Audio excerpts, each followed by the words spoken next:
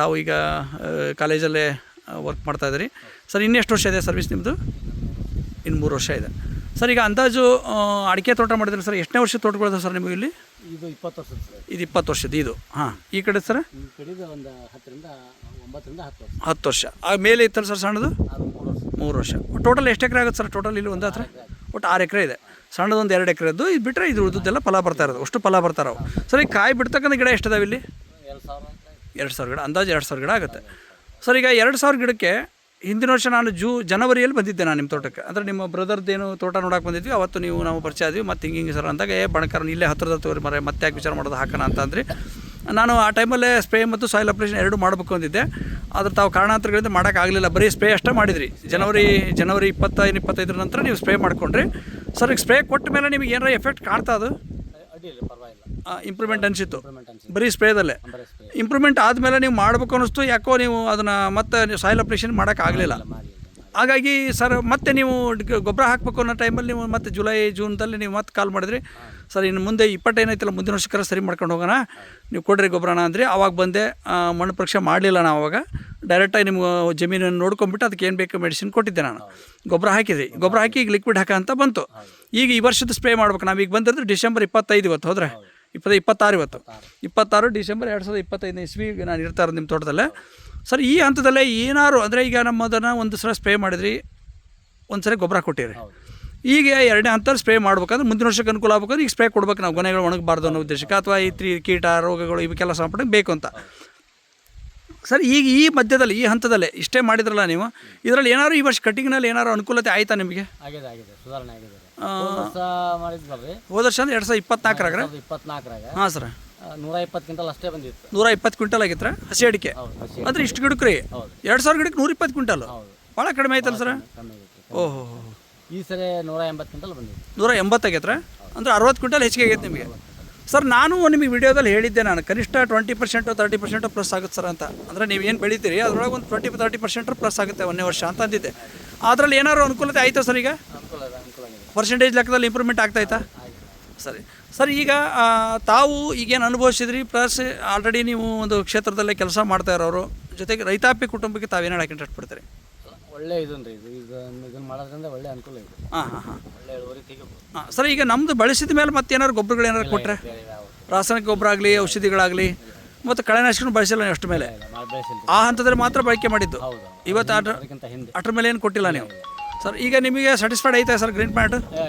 ನಮ್ಮ ಸರ್ವಿಸ್ ಬಗ್ಗೆ ಏನು ಹೇಳಕ್ಕೆ ಇಂಟ್ರೆಸ್ಟ್ ಪಡ್ತೀರಿ? ಒಳ್ಳೆ ಸರ್ವಿಸ್ ಇದೆ. ಹಾಂ ಹಾಂ ಹಾಂ ಸರ್. ಹಾಂ ಸರ್. ಹಾಂ ಸರ್. ಈ ವರ್ಷ ನೀವು ಸರಿಯಾದ ವೇ ಆಯ್ಕೆ ಮಾಡ್ಕೋಬೇಕು ಅಂತ ಅನಿಸುತ್ತೆ ಸರ್? ಈಗ ಟೈಮ್ ಸರಿಯಾಗಿ ಮಾಡ್ಕೋಬೇಕು ಅನಿಸುತ್ತಾ ಸರ್? ಈಗ ತಾವು ಸ್ವಲ್ಪ ಫೋನ್ ಬಂದ್ ಮಾಡ್ಕರ್ರಿ ಸರ್. ಈಗ ತಾವು ಒಪ್ಪಿದರೆ ನಾನು ಮುಂದಿನ ವರ್ಷದ ಎಕ್ಸ್ಪೆಕ್ಟ್ ಏನು ಮಾಡ್ತಾ ಇದ್ರೆ ನೀವು, ನಾನೇನು ಮಾಡ್ಬೋದು ಅಂತ ಕಮಿಟ್ಮೆಂಟ್. ಈ ಒಂದು ವಿಡಿಯೋ ಅದಕ್ಕೆ ಉದ್ದೇಶಕ್ಕೆ ಅಂದರೆ ಸಾಕ್ಷಿಗಾಗಿ ಒಂದು ದಾಖಲೆ ಏನಾದ್ರು ಮಾಡ್ಬೇಕಾದ್ರೆ ಒಂದು ದಾಖಲೆ ಬೇಕು. ಈಗ ಅಗ್ರಿಮೆಂಟ್ ಪೇಪರ್ ಮಾಡ್ಕೊತಾರೆ ಎಲ್ಲರೂ. ನಾವು ಅಗ್ರಿಮೆಂಟ್ ಪೇಪರ್ ಬೇಡ, ಲೈವ್ ಆಗಿ ಡೈರೆಕ್ಟಾಗಿ ರೈತರ ಹತ್ರ ಹೋಗ್ಬಿಡಲಿ ವಿಷಯ. ಮುಂದಿನ ಸಲ ಮತ್ತೆ ನಿಮಗೆ ಯಾರಾದರೂ ಕಾಲ್ ಮಾಡಿದ್ರು ಸಹಿತ ಅದು ವಿಷಯ ಹೌದಲ್ಲ ಅಂತ ಕನ್ಫರ್ಮ್ ಇರಲಿ ಉದ್ದೇಶಕ್ಕೆ ಸರ್. ಈಗ ಹೋದ ವರ್ಷ ನಾನು ನಿಮ್ಮ ಹತ್ರ ಬಂದಾಗ 120 ಕ್ವಿಂಟಲ್ ಅಡಿಕೆ ಬೆಳೆದಿದ್ರಿ. ಆದರೆ ಮಣ್ಣಿಗೆ ಕೊಡದೇನೆ ನೀವು ಇಳುವರಿಯಲ್ಲೇ ನಿಮ್ಮದು ಈಗ ಬರೀ ಗೊಬ್ಬರ ಕೊಟ್ಕೊಂಡು ಆದಮೇಲೆ ಈ ಕಟಿಂಗ್ ಮುಗಿಸ್ತೀವಿ. ಮೊನ್ನೆ ಡಿಸೆಂಬರ್ ಕಟಿಂಗ್ ಮುಗೀತು. ಎಲ್ಲ ಒಂದು ಸ್ವಲ್ಪ ಉಳ್ಕೊಂಡಿರ್ಬೇಕು ಅಲ್ಲೊಂದಿಲ್ಲೊಂದು. ಈಗ 5-6 ಕ್ವಿಂಟಲ್ ಇದೆ. ಈ ಎಲ್ಲ ಹಂತದಲ್ಲೂ ಹೇಳಿದ್ರೆ 180 ಕ್ವಿಂಟಲ್ ಅಡಿಕೆ ಬಂತು ಅಂದರೆ 60 ಕ್ವಿಂಟಲ್ ಪ್ಲಸ್ ಆಯಿತು. ಈ ವ್ಯವಸ್ಥೆ ಒಳಗಡೆ ಮುಂದಿನ ವರ್ಷದ ಪ್ಲಾನಿಂಗು ಅಥವಾ ಮುಂದಿನ ವರ್ಷದ ಎಕ್ಸ್ಪೆಕ್ಟೇಷನ್ ಏನಿದೆ ನಿಮ್ಮದು? ಎಷ್ಟು ಬಂದರೆ ಒಳ್ಳೆಯದು ಅಥವಾ ಎಷ್ಟು ಬರ್ಬೋದು ಅಂತ ನಿರೀಕ್ಷೆ ಇಟ್ಕೊಂಡಿದ್ದೀರಾ? ಯಾಕಂದ್ರೆ ಈ ವರ್ಷ ಎಲ್ಲ ಪದ್ಧತಿ ಸೇರಿ ಮಾಡ್ತೀರಾ ನೀವು? ಈಗ ಲಿಕ್ವಿಡ್ ಹಾಕಬೇಕು ಅಂತ ರೆಡಿ ಇದ್ರಿ, ಹೌದಾ? ಈ ಹಂತದಲ್ಲೇ ಏನು ಎಕ್ಸ್ಪೆಕ್ಟ್ ಮಾಡ್ತಾ ಇದ್ರಿ? ಇಲ್ಲಿ ನಮ್ಮಲ್ಲೇ ಇಲ್ಲ ಸರ್, ಅದು ಬಿಟ್ಬಿಡ್ರು ಅಲ್ಲಿ.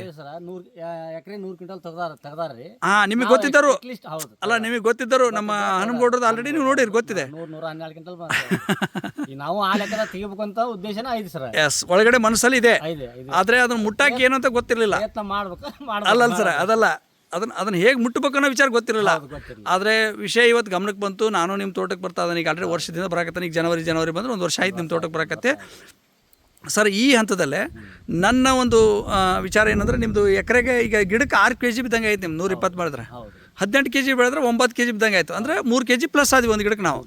ನಂದೇನಿದೆ ಅಂದರೆ ಮಿನಿಮಮ್ 15 kg ತೊಗೊಂಡು ಹೋಗ್ಬೇಕು ಅಂತ ನನ್ನ ತಲೆಗಿದೆ. ಈಗ ಸದ್ಯ ಹಾಲಿ 15 kg ಈ ವರ್ಷ ಬಂದುಬಿಡ್ತು ಮುಂದಕ್ಕೆ. ಅಂದ್ರೆ ನಮ್ಮದು ಅಂದರೆ 2026ಕ್ಕೆ ನಮ್ಮದು 15 kg ಅವರೇಜ್ ನಾವು ತೊಗೊಂಡ್ವಿ. ಅಂದ್ರೆ ಅಲ್ಲಿ 9 kg ಇಂದ 15 kg ಹೋದ ನಮ್ಮದು ಒಂದು ಗಿಡಕ್ಕೆ 6 kg ಡಿಫ್ರೆನ್ಸ್ ಆಯಿತು. 6 kg ಬಂದಾಗ ಇಡೀ ತೋಟಕ್ಕೆ ಎಷ್ಟಾಯಿತು? 120 ಕ್ವಿಂಟಲ್ ಪ್ಲಸ್ ಆಗುತ್ತೆ. ಅಂದರೆ ಈ ವರ್ಷದ ಬಿಟ್ಟು ನಾನು ಹೇಳ್ತಿರೋದು, ಮುಂದಿನ ವರ್ಷಕ್ಕೆ ಹೆಚ್ಚುವರಿ ಬರ್ತಾ ಇರೋದನ್ನು. ಆವಾಗ 2,000 ಗಿಡ ಅಂತ ಹಿಡ್ಕೊಂಡ್ರು ಸಹಿತ 300 ಕ್ವಿಂಟಲ್ ಅಡಿಕೆ ಆಗಬೇಕು. ಇದು ಮುಂದಿನ ವರ್ಷದ ಗೋಲ್ ನಂದು. ಅದ್ರ ಮುಂದಿನ ವರ್ಷದ ಗೋಲು 20 kg ಪ್ಲಾನ್ ಮಾಡ್ಕೊಳ್ಳೋಣ. ನಾವೇನು ಅನ್ಕೊಂತೋ ಅದು 100% ಆಗುತ್ತೆ. 100 ಕ್ವಿಂಟಲ್ ಬೆಳೆಯೋದು ಭಾಳ ಸಲೀಸಿದೆ. ಆದರೆ ರೂಟನ್ನು ಹಿಡ್ಕೊಂಡು ಹೋಗೋದು ಭಾಳ ಇಂಪಾರ್ಟೆಂಟು. ಸಮಾಧಾನದಿಂದ, ತಾಳ್ಮೆಯಿಂದ, ಒಬ್ಬರ ಅಡ್ವೈಸ್ ಇಟ್ಕೊಂಡು ಸರಿಯಾದ ಅಡ್ವೈಸ್ ಕೊಡೋಂಥ ವ್ಯಕ್ತಿಗಳು ಬೇಕು. ಅಲ್ಲೇನಾಗುತ್ತೆ, ಸುಮ್ಮನೆ ಬಂದರು, ಅವ್ರೇನು ಹೇಳಿದ್ರು, ಇವ್ರೇನು ಹೇಳಿದ್ರು, ಎಲ್ಲ ತಂದು ಅದನ್ನ ಹಾಕಿದೆ, ಇದನ್ನ ಹಾಕಿದೆ. ಸರ್ ಈಗ ನಂದಂತೂ ಏನೂ ಇಲ್ಲ. ನಿಮ್ಮ ಅಡ್ವೈಸ್ ಒಳ್ಳೆ ಇದು ಐತಿ, ನನಗಂತೂ ಲೈಕ್ ಆಗೈತ್ರ. Okay sir, okay. ತಮ್ಮ ಆಯುಷ್ಯವನ್ನು ನಮಗೂ ಸ್ವಲ್ಪ ಆಶೀರ್ವಾದ ಕೊಡ್ರಿ. ಯಾಕೆ ಆ ಮೂಲಕ ಇನ್ನಷ್ಟು ಶಕ್ತಿ ಕೊಡಲಿ, ರೈತರಿಗೆ ಅನುಕೂಲ ಆಗಲಿ ಅನ್ನೋ ಉದ್ದೇಶ. ತಾವು ಖುಷಿಯಾಗಿದ್ದೀರಲ್ಲ, ಸಾಕು. ನಂದಂತೂ ಇವತ್ತು ತಮ್ಮ ಜೊತೆ ಕಮಿಟ್ಮೆಂಟ್ ಸರ್. 180 ಬೆಳೆದಿರಿ.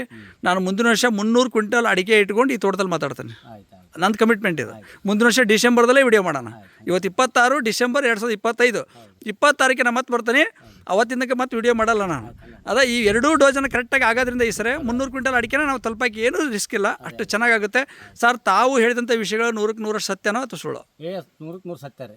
ಸುಳ್ಳು ಅಂತ ಸುಳ್ಳು ಒಂದು ಅಕ್ಷರನೇ ಇಲ್ಲ. ಹೌದಾ? ನಾನೇನಾದ್ರು ಮತ್ತೆ ಹೇಳಿಕೊಟ್ಟು ಏನು ಹೇಳ್ತೀರಿ ಅದ್ರ ಪ್ರಕಾರ ನಾವು ರಿವರ್ಸ್ ಮಾಡೇ ಮಾಡ್ತೀವಿ. 100% ಸರ್. ನಾನು ಹೇಳ್ತಿರೋದು ಹೋದಷ್ಟು ಹೇಳಿದ್ದೆ, ಇದನ್ನ ನೀವೇ ಬಿಟ್ಟಿದ್ದು. ಹೋದಷ್ಟು ಸಹಿತ ನಾನು ಬಂದಾಗ ಅಂದ್ರೆ ವಿಡಿಯೋ ಮಾಡಲಿಲ್ಲ, ನಾವು ಬರೀ ಸ್ಪ್ರೇ ಕೊಟ್ಟಿವಿ. ಅದ್ರ ಗೊಬ್ಬರ ಕೊಟ್ಟ ನಾನು ವಿಡಿಯೋ ಮಾಡಿದೆ ನಿಮ್ಮದು. ಡ್ರೆಂಚ್ ಮಾಡಲಿಲ್ಲ ನೀವು. ನೀವೇ ಬಿಟ್ಟರೆ ಆ ಟೈಮಲ್ಲಿ. ಬಿಟ್ಟಿದ್ರಿಲ್ದ ಇದ್ರೆ ಮಾಡ್ಬೋದಾಗಿತ್ತು, ಏನು ತೊಂದರೆ ಇಲ್ಲ. ಇವತ್ತಿಗೆ ಆಲ್ರೆಡಿ ನಿಮ್ಗೆ ಗೊತ್ತಾಗ್ಬಿಡೋದು. ಆದರೂ ಸ್ವಲ್ಪ ಆಗಲಿ, ಈಗ ಒಂದು ಅನುಭವನೂ ಸಿಕ್ತು. ಜೊತೆಗೆ ಮುಂದೆ 4 ಜನರಿಗೆ ನಾವು ಹೇಳ್ಕೊಡಕ್ಕೆ ಒಂದು ದಾರಿದೀಪನೂ ಆಯಿತು. ಈ ವಿಷಯ ಇಟ್ಕೊಂಡು ಪ್ರಯಾಣ ಮಾಡೋಣ ಸರ್. ಸರ್ ತಾವು ಏನಾದ್ರು ಅನುಕೂಲತೆ ಇದ್ದರೆ 300 ಕ್ವಿಂಟಲ್ ಅಡಿಕೆ ತೊಗೊಂಡು ಮುಂದಿನ ವರ್ಷದಲ್ಲಿ ನಾನು ಮಾತಾಡ್ತೀನಿ. ಮತ್ತು ನಿಮ್ಮ ಜೊತೆಗೆ ಈ ವಿಷಯದಲ್ಲಿ ಏನಿದೆ ಅಲ್ಲ, ಅದಕ್ಕಿಂತ ಚೆನ್ನಾಗಿ ಏನು ಮಾಡೋಕ್ಕೆ ಬೇಕೋ ಅದನ್ನು ಪ್ರಯತ್ನ ಮಾಡೋಣ ಅಂತ ಹೇಳ್ತಾ ನಾನು ಮಾತ್ರ ಮುಗಿಸ್ತೀನಿ. ನಮಸ್ಕಾರ ರೀ.